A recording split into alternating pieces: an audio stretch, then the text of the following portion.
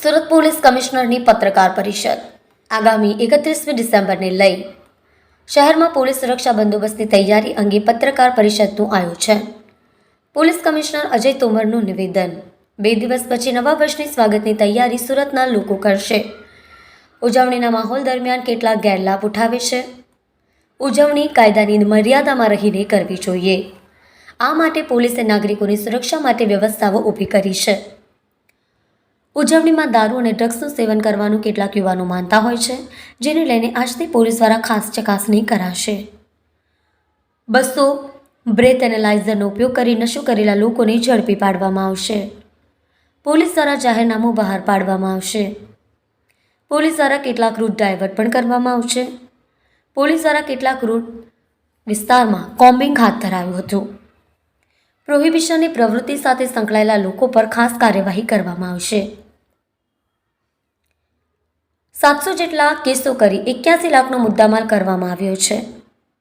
36 લાખથી વધુનો દારૂનો જથ્થો કબજે કરાયો છે. ઉજવણી દરમિયાન શિસ્તની જાળવણી લોકોના હિતમાં રહેશે. ઉજવણી ભલે કરવામાં આવે, પરંતુ કાયદામાં રહેશો તો ફાયદામાં રહેશો. કયા વિસ્તારમાં કઈ પ્રકારની પરિસ્થિતિ છે તેના પર નજર રાખવા સીસીટીવી અને ડ્રોનની મદદ લેવામાં આવશે. છેડતી જેવા બનાવો અટકાવવા અજાણ્યા વ્યક્તિઓ જોડે હરવા ફરવાનું લોકોએ ટાળવું જોઈએ. ડ્રંક એન્ડ ડ્રાઈવની ઝુંબેશ ચાલુ છે. પ્રતિદિન 40-50 કેસો કરવામાં આવી રહ્યા છે. મહિલાઓની સુરક્ષા માટે ખાસ શી ટીમ તૈનાત રહેશે. 4000 પોલીસ જવાનો, 4 SRP કંપની, 965 હોમગાર્ડના જવાનો, 510 TRP જવાનો. અત્યાર સુધી 1001 અસામાજિક તત્વો, માથાભારે સહિત અલગ અલગ ગંભીર પ્રકારના ગુનામાં સંડોવાયેલ લોકોને પાસા હેઠળ ધકેલવામાં આવ્યા છે.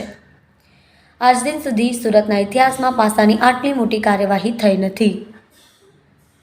ઓપરેશન ફરાર અંતર્ગત ફરાર આરોપીઓને વીણીને ધરપકડ કરવાની કામગીરી કરવામાં આવી રહી છે. ઓપરેશન ફરાર હેઠળ 368 ગુનેગારોની ધરપકડ કરવામાં આવી. 31 ડિસેમ્બરની ઉજવણી માટે પોલીસ સંપૂર્ણ તૈયાર. ડ્રગ્સ ડિટેક્ટ સહિત ટિકિટનો મહત્તમ ઉપયોગ કરવામાં આવશે. ડ્રગ્સનું સેવન કરનારા લોકોને ઝડપી પાડવા ખાસ ડ્રગ્સ ડિટેક્ટ કિટનો ઉપયોગ કરવામાં આવશે. તમામ પોઈન્ટ ઉપર પોલીસ દ્વારા ડ્રગ્સ ડિટેક્ટ કિટનો ઉપયોગ કરવામાં આવશે.